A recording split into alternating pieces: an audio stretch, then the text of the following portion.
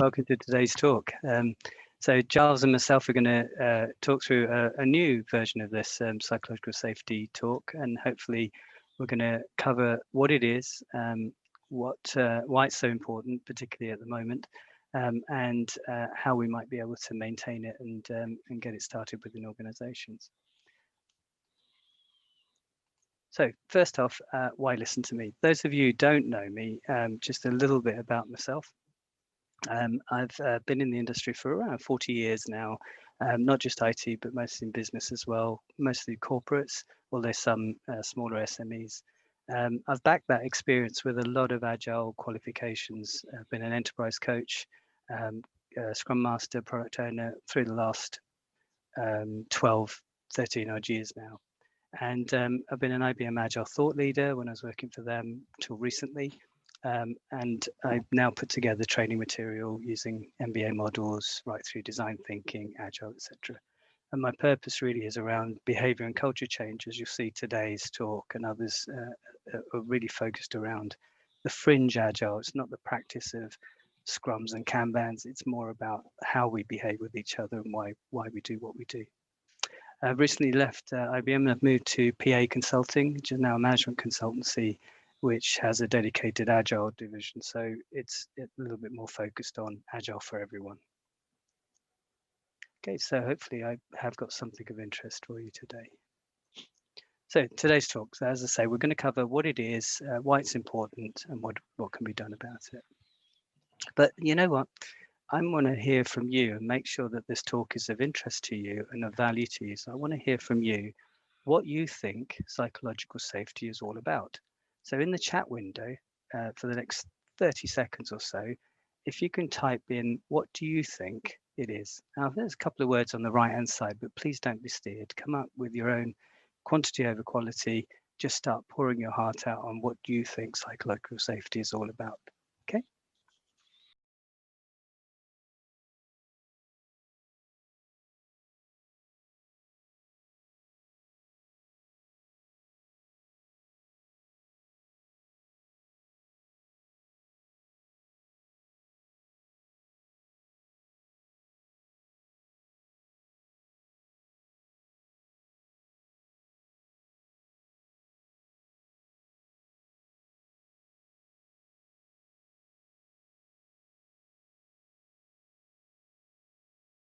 So that's 32 seconds. Charles, what do we got? Yeah, well, we're getting quite a few things pouring in, quite literally pouring in. We've actually got opposite of toxic environment from Alistair. Nice. Toby's come in with freedom to speak. Lavinia's come in with feeling comfortable, which I like. Stefania is being open with each other. Giovanni, if I stick my neck out, will I get my head chopped off? Please say no. I love that one. That's brilliant. Alistair's come back in with feeling safe and able to do best work. Rohit's come in with not afraid of failure. I love that. That's awesome. Yeah. Sarah's come up with feeling safe to speak up, no fear of making mistakes and asking questions. Haroon's got experience, bravery, and courage to express thoughts and ideas without fear of judgment. Love it. Yeah. Shrivastava has come out with not burning out. Dylan's got equality.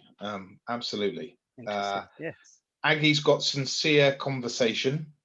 Christina's got creating an environment where people are comfortable with diversity and are allowed to be individuals. Yeah. Hamid's got respect to each other. Again, some of these powerful words, brilliant. Alistair's come back in again with no punishment for failure or mistakes. Pam has come with supporting, not criticizing, recognizing nothing is wrong. And Rochelle's got vision on, love the music, mutual respect, trust, support, and being open. Samuel's got safe to fail, obviously a safe space, brilliant. Andy's coming with feeling free to speak up and say what you think. Yeah. And lastly, Jeremy's come in with sharing without a feeling of repercussions. Fantastic. That's really good. Thank you, guys. So that's good because a lot of what I'm going to cover covers pretty much all of that. So it's not too far out of kilter. And yes, it is. It's about that safe space to be able to be yourself, to be able to speak up, to be treated equally, to have a voice that's listened to. And it's all around the environment around you to enable that to happen. But hopefully, I'm going to explain a little bit about why we behave the way we do and come to that. So that's fantastic. Thank you. So, what is psychological safety? Hopefully, a lot of you did come up with some of these. Let's have a look. No fear from failure was definitely come up. Stress-free is a myth. Levels of stress didn't come up, but it is a good one that you could have had. Inclusive space for all. I think we did actually talk a lot about openness and respect and those values, and being open and honest with each other. So we did talk about inclusivity. Somebody mentioned that, I think. It's also the 5 tenets of the Unicorn Project. If you've not read that, it's a must. Gene Kim's follow-up book to Phoenix Project. The Unicorn Project is alongside, says that psychological safety is alongside focus on the customer and some of the other more valuable things like the batch sizes, flow, feeling good, and that's really worth a look. But you know, Amy Edmondson, who coined the phrase, this is her on the side here, she says that it's about being in a space, a safe space where you're not humiliated, you're not punished for raising questions and concerns. You know, she says a shared belief that the team is safe for interpersonal risk taking as well.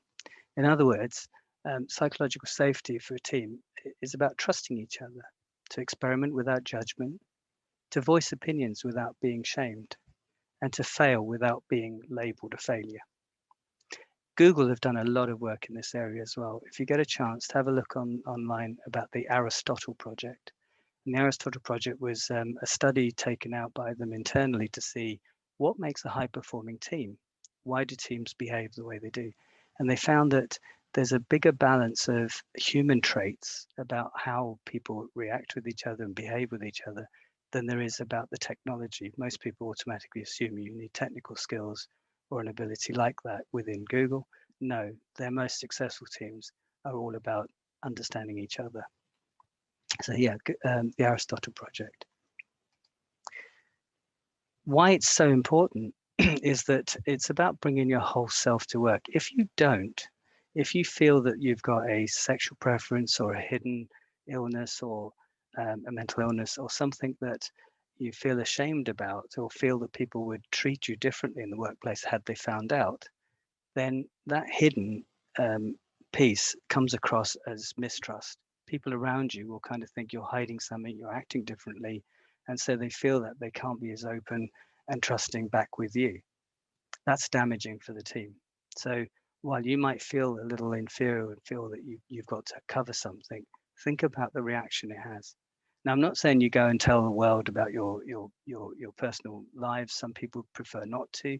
Some people have a very clean line between work and home, although that's blurred with COVID and the way that we work now.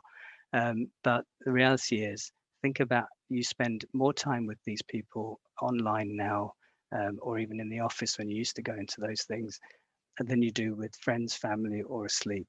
We'll revisit that stat later, but reality is that you need to get on with your work colleagues at a trusting level, at a really deep emotional level. Remember, life is like photography. We use the negative to develop. Why else is it important? Well, it encourages the culture of innovation.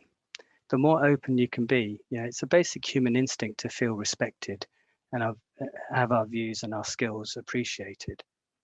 But not being able to openly speak and contribute those can make you feel unsafe, feel inferior, feel diminished in lots of ways. And this kind of propagates a very bad culture, one that doesn't allow for innovation and thought evolution. Another one is about raising problems early enough to fix them. I've been in organizations where they filter what gets told to the management or higher because they're worried about what it might be viewed as, but they don't count the cost of covering those things up and having failure last longer. You know, we in Agile talk a lot about being open and honest and being courageous, but we also talk about responding to change and learning from those failings and pivoting quickly. You can't do those things if you hide things. Accurate data is everything. So I mentioned Agile, and we can't talk about an Agile get together without mentioning this. But the House of Lean lends itself really well to psychological safety. Respect for people and culture is the first pillar, and that's a lot more than just the manifesto suggests. It's about understanding how we tick together, respecting one another's views, opinions, and collectively coming up with a collaborative, innovative solution. Flow. My other talk talks about flow and interruptions to flow, and that psychological impact of being interrupted is immense. When you keep context switching, when you've got so many things on the go, you've got so many spinning plates, you're running around spinning them all rather than finishing any one thing properly, and the quality disappears. So interruptions to flow is a critical thing. Innovation, as I said, you need an environment that allows you to experiment and be forward. And then you've got relentless improvement, continuous improvement. It's not just from feedback from customers, it's also about the retrospectives, about how the team have been working well together. What can you learn? What can you stop doing that they don't like? What can you pick up and change to improve it? It's about relentless improvement. The manifesto itself also lends itself really well to psychological safety. All of this counts. I mean, for working software, replace that with working solutions to make this fit everybody. But the two key ones really are individuals and interactions and responding to change. So think about those. Okay, so why do we behave the way we do? It's a quick little neuroscience piece now. From the caveman gather hunter days, you know, where all we just needed to do was just forage for food and survive, to dealing with today's pressures. Today we have an amazingly complex world we live in, even play in. You know, we've got children, we've got houses, we've got all sorts of bills and stuff. You know, all of this has an amazing effect on us, but our brains haven't evolved quite the same pace. In fact, the brain has some significant parts to it, which I'm not going to go through this as a science lesson, I'm just going to tell you some of the key pieces. The reptilian brain, they believe, was around about 200 million years ago. This is the instinctive survival piece that looks after all of the standard functions in your body, about breathing, heart, etc. And it's designed really just to survive. That constitutes of the brainstem and just the pieces above it. Around neocortex, that's the rational thinking part of the brain, was around 370 million years. What this does is it's the grey matter, the biggest piece of the brain, and that's the rational thinking part. The limbic system, which is the more crucial piece we're going to talk about today, looks after emotions and feelings. That amygdala, the tiny little almond-shaped thing in the center, is responsible for a lot of what goes on here. So talking of that, we have a fight or flight system in us. When we're faced with danger, so what happens is the amygdala identifies that there's a threat on us, and adrenaline starts to pump. This in turn causes cortisol to raise. And in our body, these are known as the stress hormone, which is cortisol, and the threat response, which is adrenaline. Both of those are designed really to give your muscles enough power to be able to fight or flight, run away. And that's how it used to be in the early caveman days when we were faced with saber-toothed tigers. We didn't want to stop and think about how cuddly they are or not. We just wanted to run away from them or pick a club up and bash it. So that today transposes into the boardroom and managers, people shouting at you or things going on in the workplace. Our brains respond in exactly the same way as they did with the saber-toothed tiger. The amygdala kicks in, adrenaline flows, and cortisol rises. Now, cortisol has a side effect. It has problems with stomach, digestive system fails a little. That's why people get that kind of butterfly feeling or churny stomach when they're in a high stress situation. When they're in a high stress situation, they also, or the rational part of their brain also depletes of blood. And it says, I don't need to think here, I just need to fight or flight. And in that non-thinking, that's where you really start to feel anxiety and stress. This is exhibited really well in a book called Crucial Conversations. It's worth getting this book. Crucial Conversations talks about how, and you've probably seen this, you've probably been in situations where you've had a fight or an argument with your partner or somebody at work, and at some point you're not making sense, or the person you're arguing with is talking to you gibberish. They're either repeating themselves or not able to get words out, and all it is their rational part of their brain is now depleted. Their heart rate's gone up, their muscles have been fueled, and they're getting ready to either fight or just fight or flight, run away. And that constant fighting, well, the other person perhaps can't understand what's going on, is because their rational part of the brain is still a little more active, and they're thinking, why are you saying that? What are you doing? You know, and if you allow it to continue to escalate, both people will get to a point where they're just not making sense and they just want to physically do something. Have a look at the book. It's really good. It explains a lot of this in detail. It gives you some good tips and tricks to say, when you do reach that critical stage, stop and think, either walk away or change your stance and diffuse the situation if it gets critical. So crucial conversations. Now, talking of stress, we do actually need a level of stress in our kind of work. Most cognitive jobs function on stress. So you need a fair load before you get into that kind of the yellow piece here, the optimum stress level. But too much stress, it's a fine line, this. Too much stress then changes the situation. You get exhaustion, or you get anxiety, and eventually you get burnout. Somebody mentioned burnout as one of the pieces, and we'll talk more about burnout in a sec. Now, in our cognitive stance, we have a piece here that explains this a bit more detail. You have challenge and support.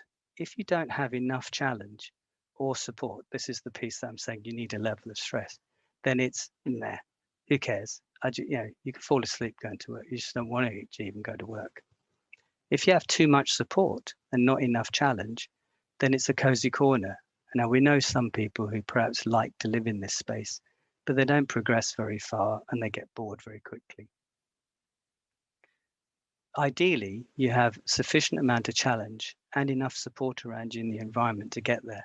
That we consider to be a loving boot. You get a gentle kick up the back to keep progressing, to keep developing. But if you have too much challenge and not enough support, that's the start of burnout. That's the biggest impact. Now, this situation causes some serious costly problems. Maslach in 2014 did a study in the US that came up with a $300 billion a year fee to employers on long-term sickness. This is people who are sick because of stress-related illnesses. In the UK last year, this was 34.9 billion, according to the Centre of Mental Health.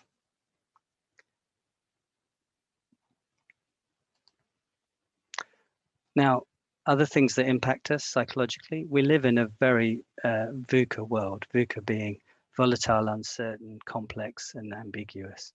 We try and fix these with some of the demands, as you can see on the right. The reality is that things will constantly change around us, and that's why Agile is so popular at the moment, because of its response to change and the speed at which it can work. But all of this does have a psychological impact on us for all the reasons that I just explained how your brain works. Burnout. I said we'd return to this topic. It's a key one. Now, what's going on here? Bear me a second. So, burnout. What causes it? There's a list. Okay.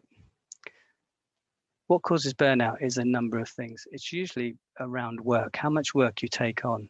And right now, because of the way we're working remotely from home, we're finding that there's no start or stop time that's propagated by commuting travel. You know, if we're not commuting, We start in the morning, we go straight into the machine. We end at the day and we think, oh, we've got to stop for dinner, but there's that thing I've just got to finish, or I didn't check my emails, I need to sort something out. And you go back to work again.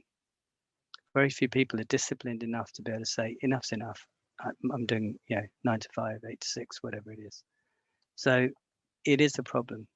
But the other things cause burnout too. Insufficient reward system, being driven that way, or decision making that seems to be around nepotism or discrimination. These things feel like they're unfair to us, and so they have a psychological impact. Individuals and organizational values don't seem to match. Some people can make a decision like that. One of my clients was going to be British American Tobacco, and I refused to go there because I have a personal value that was going to be a conflict. Luckily, my organization let me choose the consultancies I want to do, but had they not, I would have left the company because my individual and organizational value didn't match. But if I was forced into that situation and had to do it, I think I would have had on my way to a breakdown or a serious impact to burnout. There is some recourse we'll come back to that. How do we get burnout? I wanted to include this because this is something that I have in the flow talk, and it's really useful for people to understand. Sometimes we have deadlines and we have things that we've got to get done, and we load ourselves with full capacity, and we think that we're okay to do that, but we can't do it all the time, of course. Reality, though, is that when we do that, our efficiency factor is quite low. It's around 70%. This is just for illustration. There is some studies around this, but I struggle to find them again. But for illustration, say it's about 70%. If we allow ourselves a little breathing gap, let's say we load capacity to 80% and allow a 20% buffer, then our efficiency goes up to 80%. It gets better than loading ourselves fully, because loading ourselves fully usually means we're context switching, we're jumping between things, we're not just doing one thing. And if we are just doing one thing, we've still loaded it too much on our plate. Our attention span can't cope that well. So think about that. If you load yourself and you think you're doing well, you're actually not. And there's a level of rework that you're doing, and a level of catching up that you're doing that's taking time away. Do less and you'll achieve more is what I say. It sounds mad, but trust me, it really does work.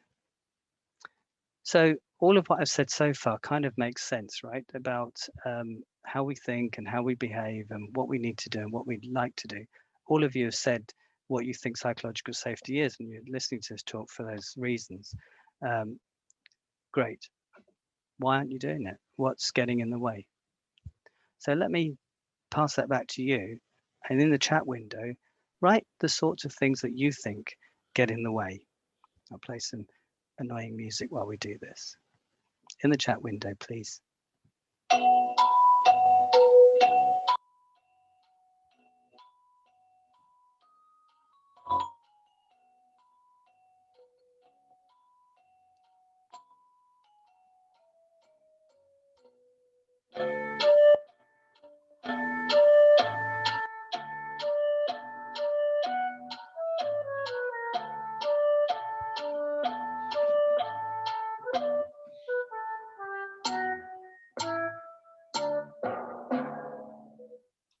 So, Giles, what do we have? Okay, let's get back to this. So Haroon's come in, started this second part off with the business environment. Yeah, I think that's quite often the office environment is one of those places. Fear of impact on career from Alistair. Rohit's come in with deadlines. Yeah. Dylan, organizations culture. Yeah, absolutely. Haroon, management. Samuel, leaders. Toby, micromanagement. We can see exactly where this is going. Christina, culture of the organization. Alistair, fear of letting people down. Haroon, culture again. Look at this, bad boss. Giovanni with perfectionism, not allowing any failure or experimentation. Oh, nice.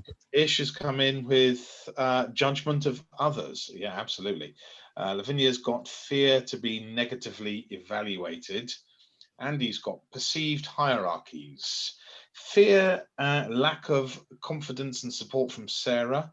Rochelle's got insecurities, fear, prejudice, associations. Yeah, 100%. Aggie's got perfectionism. Yeah. Jeremy's Nice. got misunderstanding of what safety means and how to execute within a safe environment, not agreeing upon safe language. Yeah, I mean, we're all in safe space Brilliant. this evening. Giovanni's got manager wanting to be in control of everything. Yeah, we know them. Christina's come back with not setting clear boundaries. Yes. Lavinia's come up with not being accepted. Alistair has come back in with lack of understanding of how our own brain works. Yeah, we're all different. Yeah, we certainly are. And Pam's come up with personal goals, not collaborative goals. So weight of expectation on individuals. Shrivastava's come back with inferiority complex. And Rohit has ended us off lovely with peer pressure. Very good. Thank you, guys. That's really, really good. Yeah, I think we're going to cover quite a lot of those too. It sounds like mostly around culture and management and Bad bosses. Bad bosses. Yeah, the organization. That's really, really good. Let's see what else we think. Well, you'll be surprised that one of the biggest things is ourselves. Now, Dunning-Kruger, I don't know if you've heard of this, but please do look it up. It's worth a read. Dunning-Kruger effect is where we believe that we are better than we really are. So we come into an organization and we automatically think we know everything. It's exacerbated by the fact that we get accreditation. So if we get I don't know, let's say a Scrum Master becomes a certified Scrum Master, and they think now, yeah, because they've been certified, they're a Scrum Master or a coach. How many Agile coaches have suddenly become coaches, but with zero experience of actually coaching because they've gone to a couple of courses, got themselves a badge, passed a few exams, and they think they're now a coach. Now, the coaches in the room, you really need a level of experience to be able to understand people and understand how to help people. But that's what happens. So when people receive that certification or that kind of feeling that they know and they feel that they need to know, they're considered to be at Mount Stupid. And once they start to practice, they understand actually, that ignorance is coming back again. I didn't really know as much as I thought I did.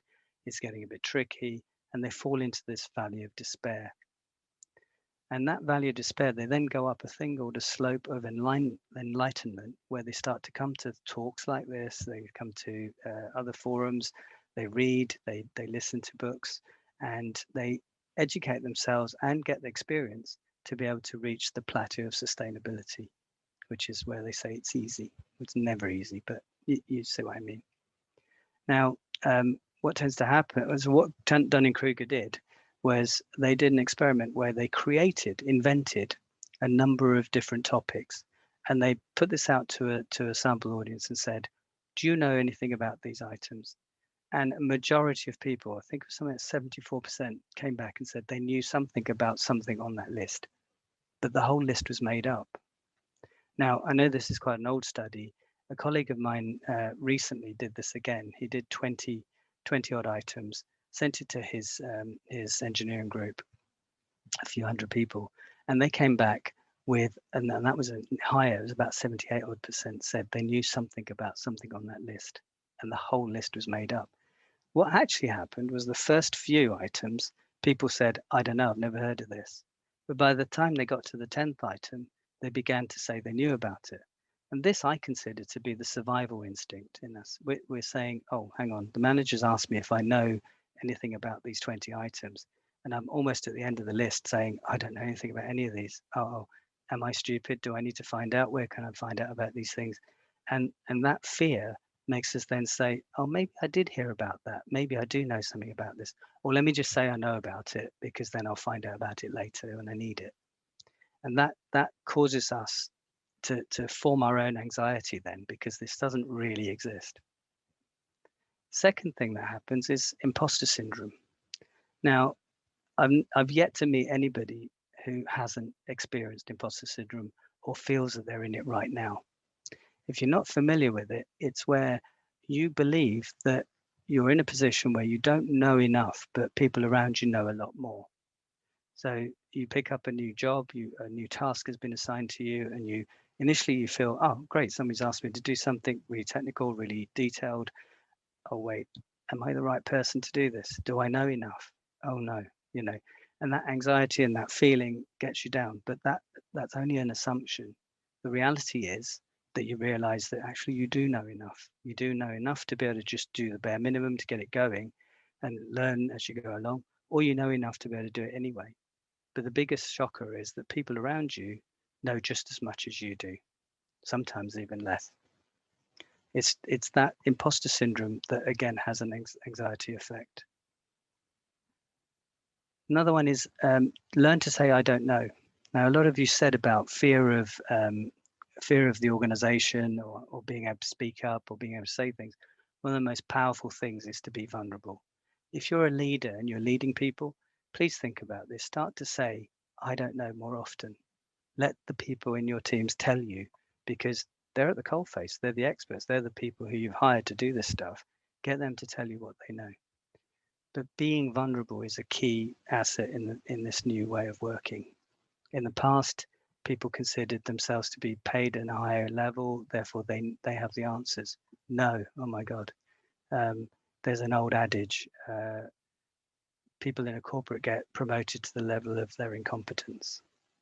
What I mean by that is if they're any good, they'll be promoted higher.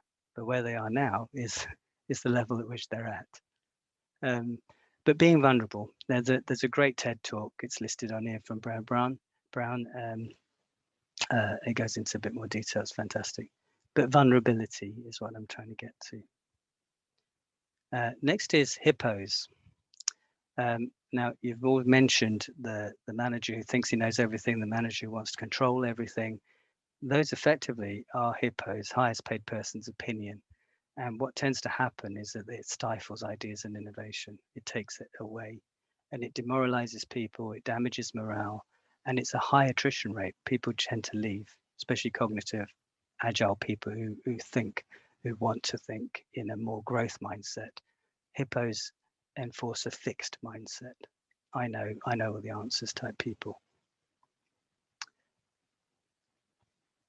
Unclear vision. Somebody mentioned about being clear about strategies, goals, I think it was.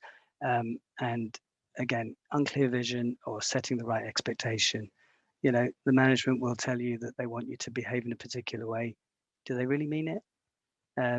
There's a DILBERT cartoon here, I'll let you read. It's basically saying that, you know, we don't want you to change. We want you to change because we've been told that we need to do that, but we don't really want you to change. Next is cultural norms, that you accidentally or deliberately exclude people. I hate deliberately excluding people. That's the wrong message completely, but that happens. But there's a thing called unconscious bias that happens. Imagine this situation. So you might have a social. Remember when we used to go into the offices, people used to have a retro in the pub or used to have social outings. You might say every Wednesday you've got a pub tournament and you invite everybody. And somebody says, I don't drink, or I have a 2-year-old and I have to look after. And the worst thing is that they come back with, okay, well, I'll see you the next day then. The effect of that psychologically is huge because it's really a micro aggression. You're making somebody feel left out. You're making that person feel like, oh, I can't be part of the team. I can't be part of the party. It can be combated, and we'll talk about combating a bit more in a second, but it can be combated with micro interventions. If this situation does arise, or somebody comes to you and says, you know, they see the color of your skin, or they see they know that you're LGBTQ or whatever, they may start asking questions. And if they say things like, I've had this before, yeah, people come to me because they see me, they think, where are you from? And I might say, oh, it used to be from Cambridge. And they'd say, no, where are you really from? Where are you from? And they keep asking until what they're trying to get to is, where do I originate from? Well, I was born in Kenya, and that surprises them because they think I must be Indian or something. Well, I'm Indian, but what's it to them? Now, what they're doing is they've made lots of assumptions and they're being really kind of microaggressive in their stance. Maybe they're genuinely interested, but after the 3rd or 4th time of me saying, what do you mean? They should have stopped. There's a great video online about a Korean woman who's a runner who gets stopped and being asked lots of questions about where they're from. And the Korean lady answers back and eventually discovers that actually the person asking is from a completely different country, from the UK, I think it is. And so she starts to joke back about the Brits. It's worth a watch. How to enable psychological safety. So how do we allow this to happen? The fact is, looking at different ways in which we can enable this, but note, it's not something an organization has. This is a myth. When people say, do you have psychological safety? Well, no, you can't. It's not something you can have because it's virtual. It happens from leaders and individuals acting in a humane way. That's all it is. It's not something that I hate this kind of tick in the box kind of exercise to say, yes, we've taught people about psychological safety, therefore we have psychological safety. No, you don't. Individuals have to act in a particular way to support one another. And that brings me on to Drucker's famous quote, you can have all these best plans in the world, but if your culture in the organization isn't right, then the strategies just won't work. And a lot of you mentioned culture, so maybe you've experienced some of these things. Back to Agile. There are Agile things that will help us here. Agile principles, having a growth mindset and continuous learning, allowing to respond to change, pivoting without remorse or backlash. It's about face-to-face communications. Remember, 55% of our understanding comes from visual clues, seeing how people are saying what they're saying or how they're not saying something, so make sure your cameras are on in this video conferencing world that we live in. Hold retros, make sure you understand how people feel in the team, how can we improve how we're working together, stop those bad practices, add new practices that they want to try. Demonstrating the right values within the team. Now, here I want to talk about some core ones. Some of these you'll see that they're overlapping with Scrum practices and Scrum values, but I have a slight change. So respect one another, obviously. That's a lot of what we're talking about here. Be open. You guys have said that was one of the things you wanted, you think it's about. Have courage to be able to speak up. Remember I said data is important. Have the courage to be able to say, no, this is wrong, or I think this should be like this, or why don't we try that? Regardless of who you're talking to, try and avoid the hippos. Have empathy. Understand what impact this is going to have, not only on the customer, but to each other. So when you decide on doing something or plan something, people around you, how do you engage them? How do you listen to their opinions, their views? Empathize with them. Trust each other.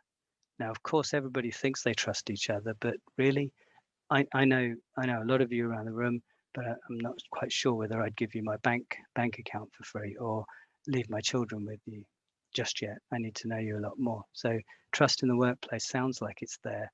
Actually isn't. You need to develop that trust. And the way you develop that trust is openness and honesty and sympathy, empathy, working with each other to a personal level. To help you remember this when you go away and start practicing it, think of the word rocket without K. So respect, open, courage, empathy, and trust. Living these will help you create that safe space that I'm saying is a virtual thing that you could have. Why is this of interest? Well, I mentioned earlier about having people at work you spend more time with than you do with friends, family, or asleep. This is an old European stat. In the UK, I think it was around 52%. Most of us work between 10 to 12 hours a day. Right now, and working from home, I would imagine that's even gone higher. But you don't have a lot of time in life, you take up the time to eat, the time to personal hygiene, etc. And the bit you're left with that you spend with friends and family is extremely small. And also with the COVID rules, even smaller with friends. So helping one another to reach greater heights, lift that emotional well-being. Another thing you can do is be transparent. Now, that thing there is a user manual for me. Think of that in the workplace and with your team to devise a user manual. Create a manual that says, this is how I work, this is me. if you want to work with me, these are the kinds of things that perhaps you need to know about me. Yeah. In the old days, you wouldn't perhaps try and work out how the hell a video cassette recorder works without looking at a user manual. Today, a lot of people try things without user manuals. People should come with a user manual because everybody is unique. Okay. I like to work in a particular way, and the more that you know about me up front, the better it is that you know I'm not being rude. I am quite concise when I'm under pressure. I'm highly opinionated, and that you're going to have to live with if you want to work with me. I'm too old in the tooth to change some of these things. Better, I'd like to be me and explain to you that this is what you get. So think about user manuals. Strive to understand each other's needs. Listening is the the coaches in the room will know this, but listening is the hardest and the biggest thing that you need to do. Tara Brach's Sacred Art of Listening is worth listening to, watching on YouTube or podcast. And the more you listen, the more you understand other people's views and the way they're working, the better you'll be able to relate with each other. Psychologically, you'll feel better because now you feel like you're connected. Bring your whole self to work. Somebody mentioned this at the top of this, talking about what psychological safety is about. You are unique and special. Don't hide that. Don't change the way that you are to fit in with people around you. Be yourself. Okay. If you have a particular interest or social preference or whatever, you'll find other people in the workplace are probably the same. Okay. Just be yourself. Don't hide. Don't try and be anything different. We are all unique. Okay. And the more that we're open and honest with each other, the better the trust will develop quickly, and the better and healthier you'll feel. But the best of all is that you'll start being creative and innovative, because you'll have the freedom to be able to think. You won't feel the pressure and feel down all the time. Talking of that, here's a sketch I want to explain the difference between equity and equality and inclusion. Inclusion is really bringing everybody, inviting everybody to something. So say in this case, these three guys, they're seeing a ball game. Now, equity is where you're equally treating everybody. Sorry, equality is where treating everybody. Now, equality here, we've given each three of them a box to stand on, but the short guy can't see anything over this wall. The other two are kind of okay. Now, you think you're being equal because you're treating everybody the same. And as an organization, you might think that actually, it's like safety wise, these guys are going to be okay because everybody's being treated equally. Are they? Understanding them is the first thing you should do, and then realize that actually, no, they need equity. What they need is that the shortest guy needs a little bit more support than the tallest guy in this particular case to be able to see. But ideally, and best of all, recognize what's in the way and take those systemic problems away for them. So that way everybody can be themselves. They don't have to be supported. They don't have to be treated specially. They can just be themselves, and the organization around them, the environment around them, has allowed them to enjoy themselves and work successfully. So remember that equality and equity. Equity is about understanding the need and appropriating it correctly, but ideally take the problem away. Okay, remember, people don't always ask for help. Now, there's some stats around that say certain ethnic groups are less likely to ask for help than others. I'm not saying if somebody's of a particular origin, then you have to go out and specially help them. Remember, we talked about equity just now. What I'm saying is that just because they don't ask for help doesn't mean they don't need it.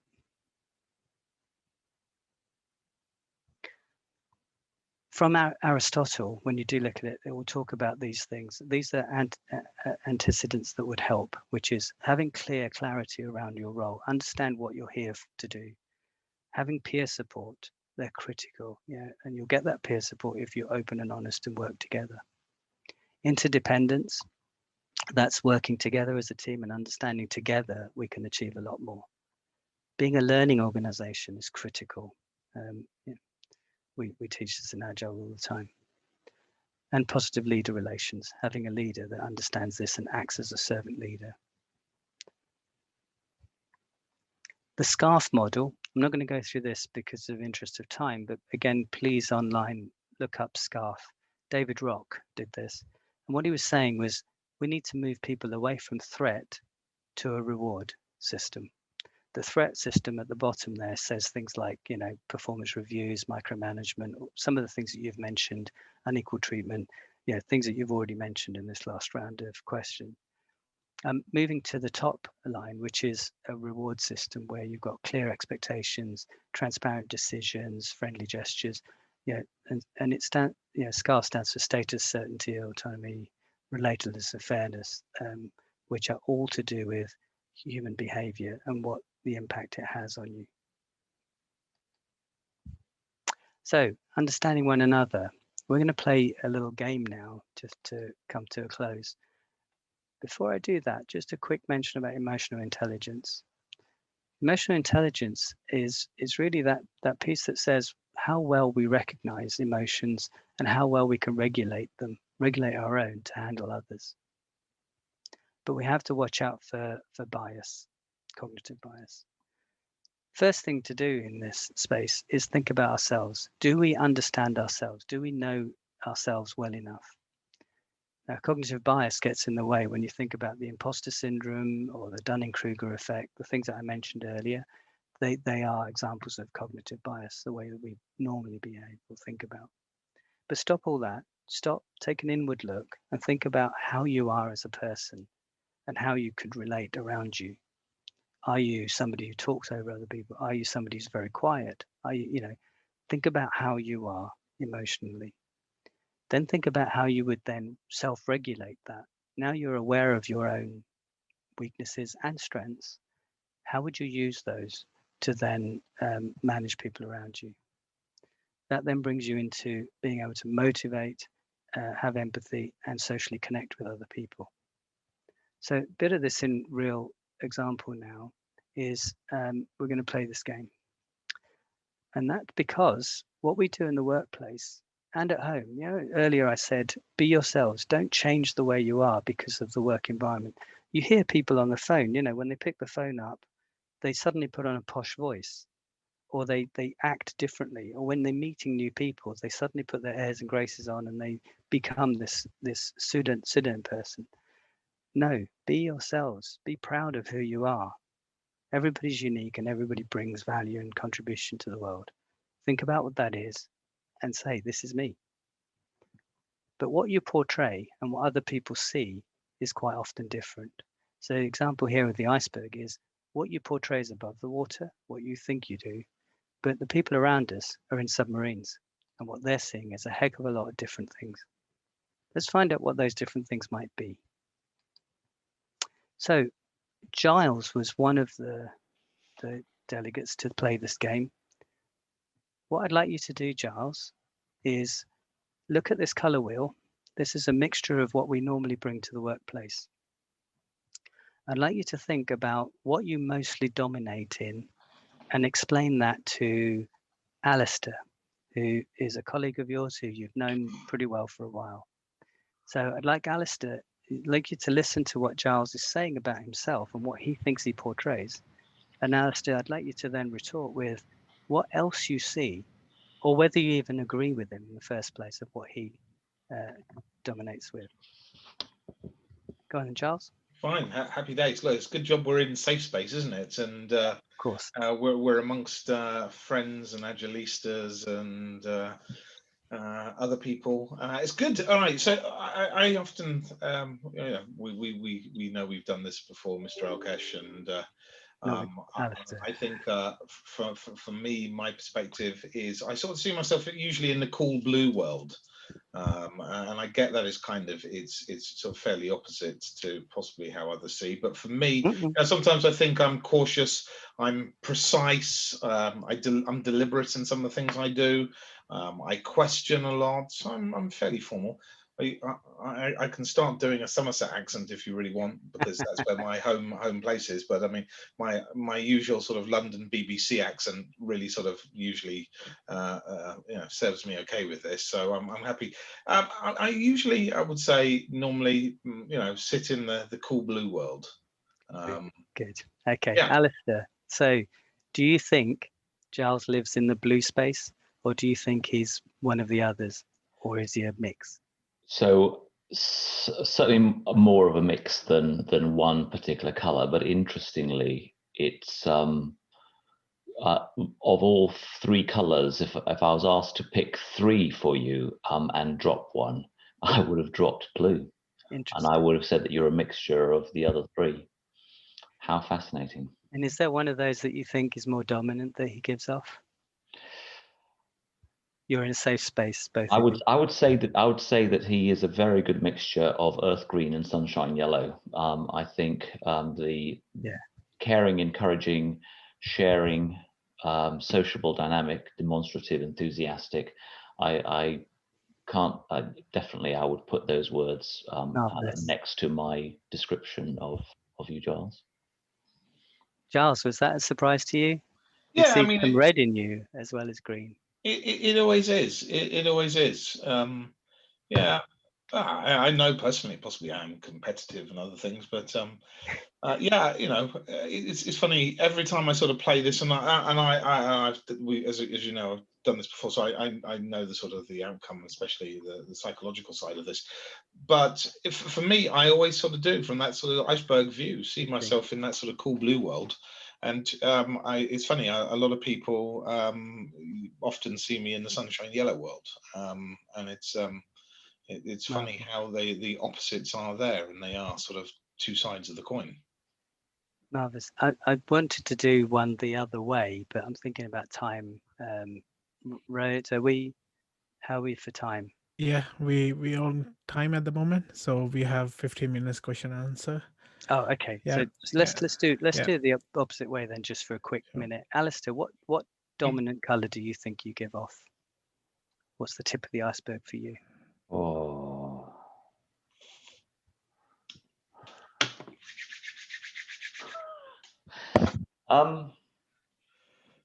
There's no right answer. I know there's no right answer. I know that when I did this test a very, very, very long time ago, before personal growth and a growth mindset set in, I was fiery red with every single one of the bad and good that entailed. And it was a bit of a joke that I was able to answer every single of the 40 questions, which led me to that space. I would say that I'm now probably a mix of the bottom two. Okay. And if I had to choose one, I would probably go yellow of the two if I had to pick one. Okay. And Giles, what do you see? That's really funny, because I actually see, here he goes, I actually see a lot of the red. And that's really I've been trying to get rid of it forever. No, but in a great way. It's not a bad thing. It's not. It's that determination which I have always given you kudos for. Being purposeful with everything. Red doesn't mean bad. That's right. Colors we could have had, I don't know, orange or something. I don't know, another color, turquoise.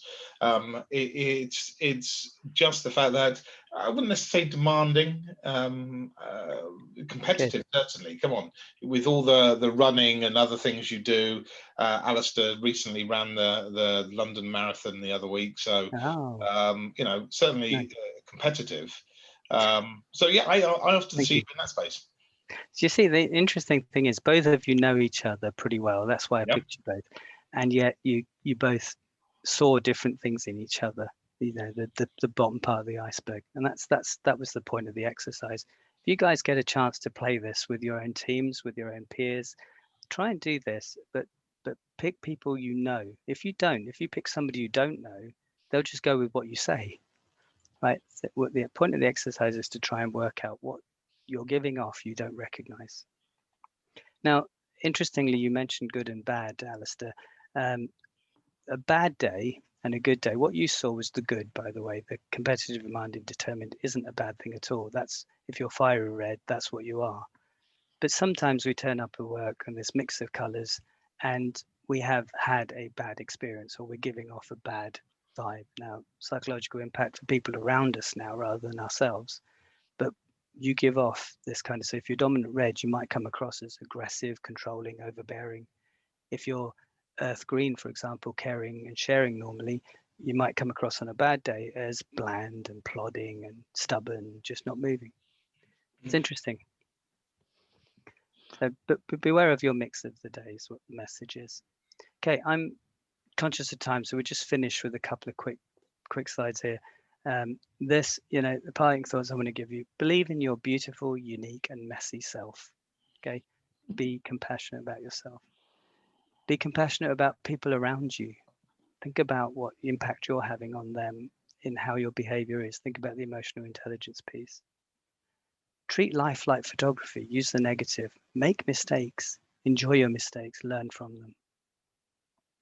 There are 14 more things that Forbes say that we should be doing. Some of this we covered a little bit, but there's a link in this. I think the slides will get shared through Rohit. So just go to that link and have a look. There's more detail on each of those. And finally, reading. Amy Edmondson's TED Talk. She's the one who coined psychological safety. It's really worth a listen to. The Google story about Aristotle project and so on and so forth. The Harvard Business Review is a good one to read as well. That brings me to the end of the talk. Thank you. Rohit, what have we got? Questions? Thank you, Alkesh. Thank you. That was very nice. And thank you, Giles, for being a sidekick. So we have a few questions. Let me go through the list. I think it was first one from Giovanni. I don't know if that was a question. Say, where are you from? I put on a terrible Italian accent when I get asked too much. Marvelous. I am from Italy. Is that the one you want to know? Be proud of being Italian. Yeah. You have a lot Absolutely. But, when I come across like that, I've had interviews where like, oh, I was expecting an Italian accent. And I just said, Italiano disponibile su richiesta. And that shut him up. But I didn't Very get good. I've heard people actually change their first names to get an interview, because if they come down on paper as a minority, certain types of minorities, they don't even get through the filter. It sounds disgusting, but it happens. People have done that with their surnames as well. Yes. Yeah. So the second question is from Aggie. Where are you from? What's the title of the film? Sorry? Where are you from? Where am I from? What's the title of the film? So Aggie, you wanna explain your question? Mentioned a video earlier. Yes, you've mentioned that there is some film, and I just couldn't hear exactly where I can find it. About this situation, where are you from? Oh, video. Yes, Yeah. I'll give it to Rohit. It's a link I got sent. I'll send it to Rohit. You can put it into the Agility 2020 space. Sure, I'll do that. Okay. All right. Yeah. Great. Thank you. Yeah. Okay. So thank you. Next question is from Lavinia. How can you measure in a group the level of psychological safety? How can you measure in a group? Yeah. That's an interesting one. What I would think is the benefits that we spoke about of psychological safety result in things like innovation, faster throughput, higher satisfaction. So maybe you could measure it in some of those kinds of things. Dare I say NPS scores, Net Promoter Score. If you ask people, to score how they're feeling at the end of a week from 1 to 10. Another one might be, I start my meetings generally with a check-in. It takes a couple of seconds, but I do it for a hidden agenda, which I'll tell you in a sec. Check-in is simply go around the room, go around the screens if you like, and just ask people how they are, how they're feeling right now. And if somebody says, Charles might turn around and say, oh God, I got no sleep last night, a new baby in the house, nightmare. At least the rest of us know what to expect of that person the rest of the day. If you don't have that kind of check-in for a few seconds, then by midday, others are saying, God, what's the matter with him? He's a bit difficult today. I can't get anything out of him. So just those few seconds, those few minutes of chat at the top of the day helps the whole thing sort itself. But in terms of measuring, I would say ask them for their sentiment. How are they feeling, and are we improving on that? Think about how your throughput has changed. Are we getting better ideas now? Are we changing the way that we're functioning together? So measure by the benefits, the outcomes, rather than do we have safety? Because do we have safety sounds like it's a tangible thing that you can say that you have. And remember, I said it's not, it's virtual. It's a feelings thing about how we work with each other. You mentioned retrospectives earlier on, Alkesh. Could it be also if, you know, you go to the retrospectives and you get nothing from anybody, it's just a wall of silence, versus some, you know, interactive and shared and relaxed ideas? Maybe that's a potential measure as well. Yeah, absolutely. Yeah. And what you're getting from the retrospectives without you having to coax it from them. The more open people are, the more you know this is working. Yeah, it's a really good one. Thank you, Rochelle. Thank you, Alkesh. And next question, I think Rachel asked, I think from Rocket thing. So K is kindness, active listening, especially. Yeah, I thought about putting K in, but it kind of overlapped a bit with empathy and with other stuff. But yeah, a lot of people said that to me. K. Have you not avoided kindness? To me, has served me really, really well. And since my transition, I've been able to feel comfortable being kind and nurturing, but just being kind to people. And just by checking in, just by doing what you just said, you know, that's, you could put that anywhere, but kindness is something I think, helping people, cooperating, it really helps, you know, create catalyst and foundation for the right kind of ingredients that you've been talking about in my experience. So just smiling at somebody, you know, sometimes can make a difference to them, and doesn't need a great deal of things to worry, but it makes the acronyms perfect. And okay. I think we need to dot vote with Rochelle. I will do that. Kindness now needs to be added in. That's it. Job done. I will do that, Rochelle. You've convinced me. Yeah. Okay.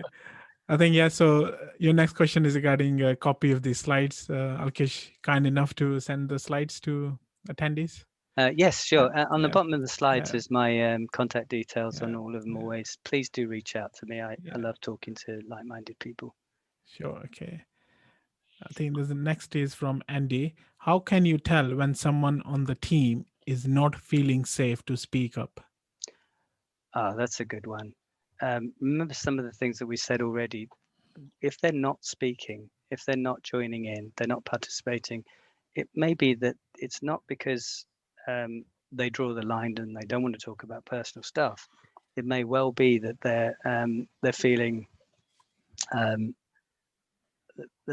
bullied, or they're feeling anxious about the situation, or they're feeling maybe imposter syndrome at the time. So it's down to the coaches to be able to draw some of that out on a one-to-one if you can, and just try and help the person become part of the team. But just because they're quiet doesn't mean that they have a problem, and just because they're quiet, you know, it could be that there is something hidden that you've got to try and draw out. But yeah, I would say silence is a reason, and it can be more damaging than speaking. Okay, thank you, Alkesh. I think next question is from, we only got 3 minutes left. So Jeremy saying, we often hear this is a safe place. However, we do not take time to understand what safe means to each other. How would you suggest we broach defining safety or creating space to discuss? That's a really good one. I think somebody mentioned that, you know, understanding that you can put your head above the parapet without it being lobbed off. And people say, you know, open door policies, everybody has a voice and everybody's heard, but then you have this filtered kind of track of getting messages through the hierarchy, or you have people who are kind of a little bit quiet, you know, who have been in the business a bit longer than yourself, and you realize and learn from them that actually, no, this environment isn't as open or as safe as people say it is. And that's what I'm saying, is that a lot of people think we've ticked the box to say we're inclusive and diverse, or we've ticked the box to say that we've done our psychological safety courses and our mental health courses, therefore we have those in the company. No, they don't. The people who decide whether it's there or not is us, is people in the company practicing it. Okay, it's not something you have, it's something you make yourselves. But you're right, we don't understand what safe means. And if we find that there's an issue of safety, that's the time when we feel that we need to do something. And that issue is usually the environment blocking it, or a manager blocking it, or a hippo, or any of those kind of things that we spoke about today. I've added another one, that thing about sticking your head out. Another way to phrase that is there a cost in being yourself? Is it expensive to be yourself at work? And by expensive, we're not talking about money. We're talking about emotionally expensive. Is it risky, etc.? It absolutely, and that's why these things. Of that question. That's why these things exist, because there are people who feel that they can't be themselves because they have maybe a hidden mental illness, or they've had a situation, they're going through a divorce or something, or they've got a sexual preference that isn't the norm. And there's nothing to be ashamed of all of those things, because that's what you are.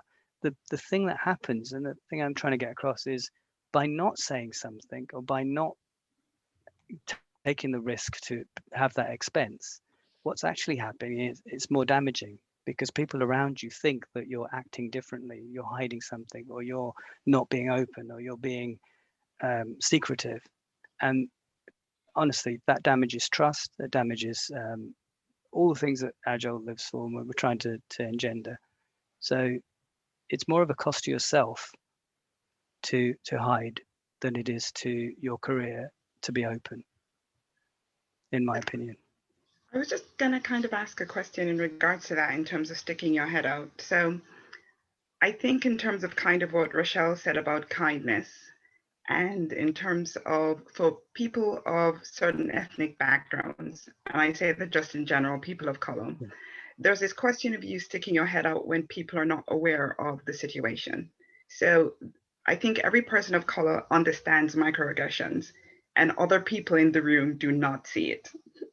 So I think from my perspective, there is this thing of everybody has a voice, but there's a question if you have a voice, but if nobody else understands it, there is no kindness.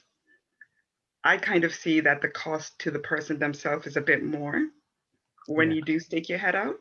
So that's just a whole nother conversation that's not being had in companies. No, you're absolutely right, Christina. I think you know, the cost of attrition, the cost of replacing people is so huge.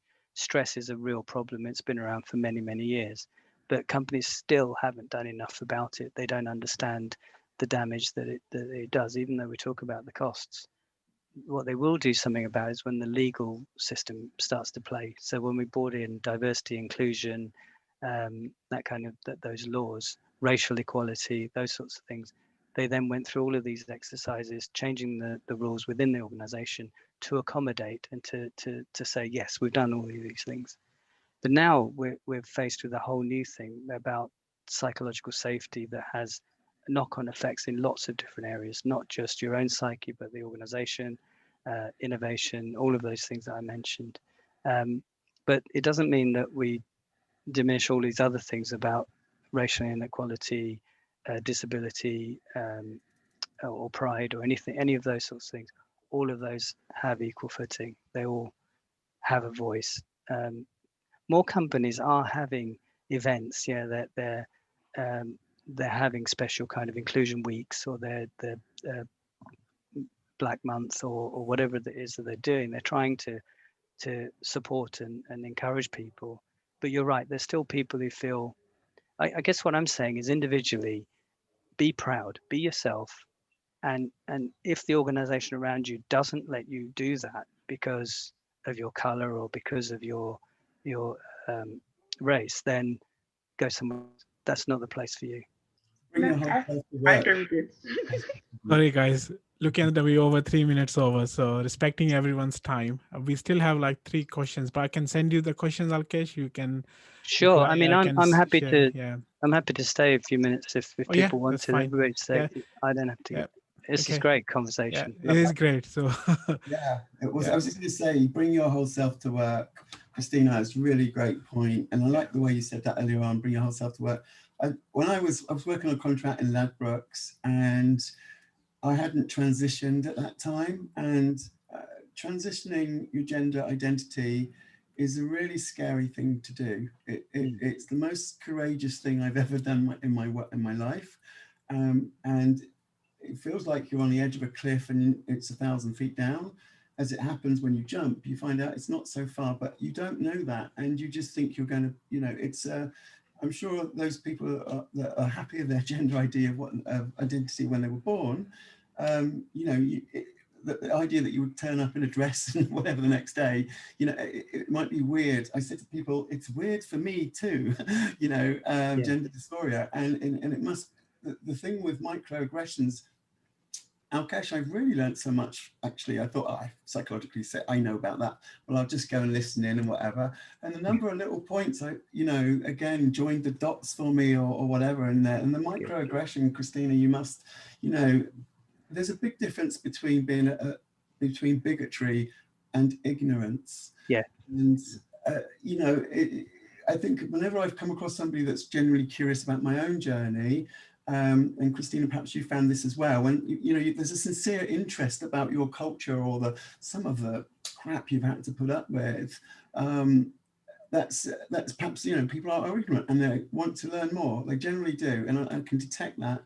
And there's other people, you know, like would say, you know, are you a man? You know, unfortunately, I've got quite big muscles. So if you're a man, and I said, no, I'm a lady, but I'm more of a man than you are. You know, sort of thing.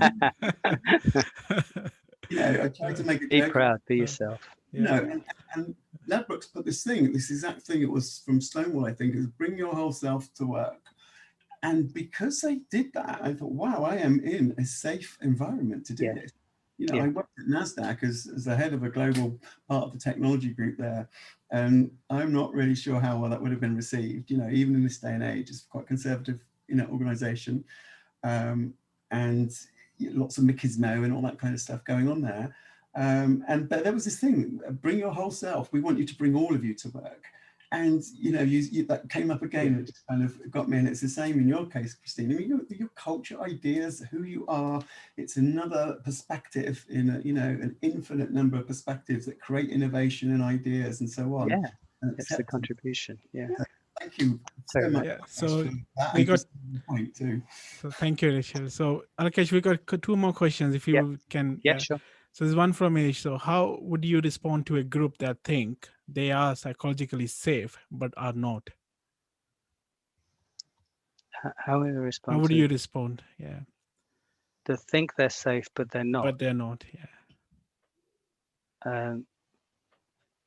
I'm trying to understand the question. So they think they're safe in doing what they're doing, but they're not. Why do we think they're not? So what is it around them that makes the environment say that they're not in a safe space? So if they're acting like they are, it should be fine. What I don't, can you elaborate the question? Sorry.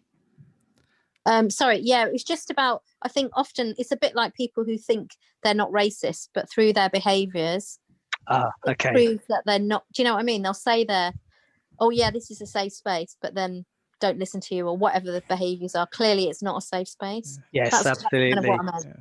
Yeah, no, well, a good one there is see what they're doing as micro aggression and react with micro intervention.